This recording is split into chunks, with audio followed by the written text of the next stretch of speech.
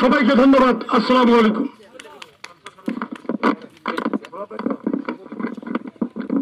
সংক্ষিপ্ত বক্তব্য করে আমি আমার সংক্ষিপ্ত বক্তব্য এখানেই শেষ করছি। আসসালামু আলাইকুম।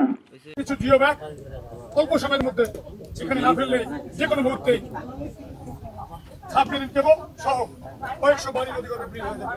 তাই প্রশাসনের কাছে জোরালো দাবি জানাচ্ছি। জি ধন্যবাদ। যেমনটি আমরা শুনছিলাম যে এই বাড়িঘর তো এখানে বিলীন হচ্ছে, আবাদি জমি বিলীন হচ্ছে শত শত হেক্টর।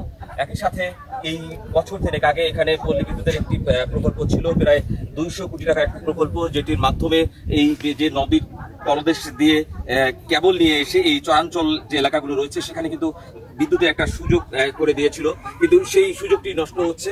এখানকার মানুষরা যেটা বলছেন যে তারা আসলে কখনো ভাবেননি, তারা আসলে আজন্ম অন্ধকারে থাকার যে একটা দুঃস্বপ্ন, সেই দুঃস্বপ্নের মধ্য থেকে তারা যখন পল্লী বিদ্যুতের এই প্রকল্পের মাধ্যমে আজকে বিদ্যুতের একটু সুযোগ পাচ্ছে, ঠিক তখনই কিন্তু বারবার সেই যে সাবমেরিন কেবল সেটি কিন্তু হুমকির মুখে পড়ছে। তো আমরা এবার একটু কথা বলতে চাই এই